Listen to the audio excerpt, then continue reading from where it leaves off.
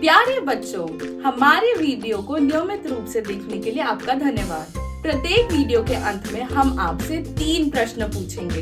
यदि आप हमारे व्हाट्सएप नंबर पर तीनों प्रश्नों के सही उत्तर भेजने वाले पहले व्यक्ति होंगे तो हम आपको एक आकर्षक इनाम भेजेंगे। इसीलिए पाठ को अंत तक ध्यान से देखें। हमारी नई सीरीज याबेस की प्रार्थना पर है। बाइबल में याबेस का नाम सिर्फ एक ही बार लिखा है और उसके नाम का मतलब है दर्द। पर याबेस ने अपने नाम का असर अपने ऊपर नहीं होने दिया। उसने परमेश्वर से आशीष मांगी और परमेश्वर ने उसकी प्रार्थना का उत्तर दिया। प्रार्थना हमारे विश्वासी जीवन का महत्वपूर्ण भाग है और इस सीरीज में हम सीखेंगे जब हम प्रार्थना करते हैं परमेश्वर सुनते हैं, जैसे उन्होंने याबेस की सुनी। परमेश्वर हमारी प्रार्थना सुनते हैं क्योंकि वो हमसे प्रेम करते हैं। सब पवित्र लोगों के साथ भली भांति समझने की शक्ति पाओ कि यीशु की प्रेम, उसकी चौड़ाई और लंबाई और ऊंचाई और गहराई कितनी है। इफिसियों 3:18। याबेस ने परमेश्वर से 4 चीजों के लिए प्रार्थना की। क्या आपको याद है उसने पहली किस चीज के लिए प्रार्थना की थी? हाँ, उसने कहा था परमेश्वर मुझे आशीष दे। वो कुछ पाने के लिए प्रार्थना को एक सिद्धांत के रूप में उपयोग नहीं कर रहा था, बल्कि वह परमेश्वर से कह रहा था कि वह परमेश्वर के वायदे को हासिल करने में उसकी मदद करे। आइए इस कहानी को दोहराएं और देखें कि याबेस की प्रार्थना को हम अपने जीवन में कैसे लागू करें। ध्यान दें कि वो परमेश्वर से अगली चीज क्या मांगता है। एक व्यक्ति था जिसका नाम याबेस था। याबेस बहुत माननीय था। माननीय का अर्थ है उन्होंने हमेशा सही काम करने की कोशिश की। उसकी मम्मी ने ही यह कहकर उसका नाम याबेस रखा कि मैंने इसे दर्द में जन्म दिया है। याबेस नाम का अर्थ है दर्द। शायद याबेस को यह जानकर बहुत दुख हुआ कि उसके नाम का ये अर्थ है। सबसे पहली बात जो बाइबल हमें याबेस के विषय में बताती है वह यह है कि उसने इजराइल के परमेश्वर को पुकारा। याबेस जानता था कि अगर कोई उसकी मदद कर सकता है तो वह परमेश्वर है। उसने प्रार्थना की, प्रभु मुझे आशीष दे।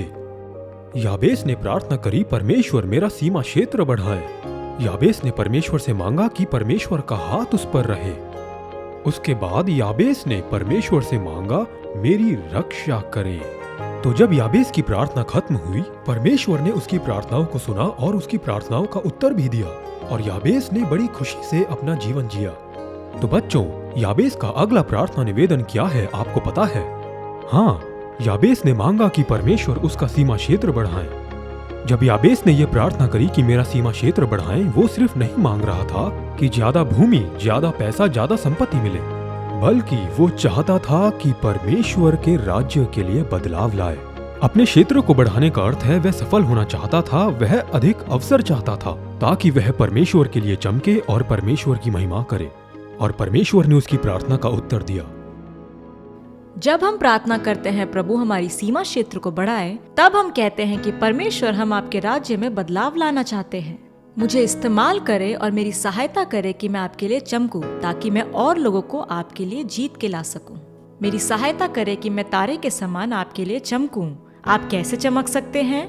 अपने पढ़ाई में आप अच्छे से पढ़ें, अच्छे नंबर को लाए और अपने स्कूल में एक उदाहरण बन सकते हैं। अपने व्यवहार में आइए प्रसन्न, इच्छुक और सकारात्मक रहें और दूसरों के प्रति हम आज्ञाकारी, सम्मानजनक और विनम्र हो सकते हैं। हो सकता है आप पढ़ाई में सर्वश्रेष्ठ ना हो, अच्छे विद्यार्थी ना हो या क्लास मॉनिटर ना हो, लेकिन आप अपना सर्वश्रेष्ठ स्वयं हो सकते हैं। आप प्रार्थना में कहे कि परमेश्वर मेरे द्वारा और कार्य करे। परमेश्वर भला है। परमेश्वर ने याबेस की प्रार्थना का उत्तर दिया। वो आपकी प्रार्थना का भी उत्तर दे सकते हैं। आइए प्रार्थना करें। प्यारे प्रभु, आप महान और सामर्थ्यशाली हैं। मुझे आशीष दे और मेरी सीमा क्षेत्र को बढ़ाएं। होने दे कि आपका हाथ मुझ पर रहे, मेरी रक्षा करे और बुराई से बचाए। यीशु के नाम से प्रार्थना करते हैं, आमेन। तो हमारे आज का पहला प्रश्न है, याबेस के नाम का अर्थ क्या है? दूसरा, याबेस ने परमेश्वर से उसकी सीमा क्षेत्र बढ़ाने के लिए क्यों कहा? तीसरा, आज का बाइबल मेमोरी वर्स कहाँ से लिया गया है?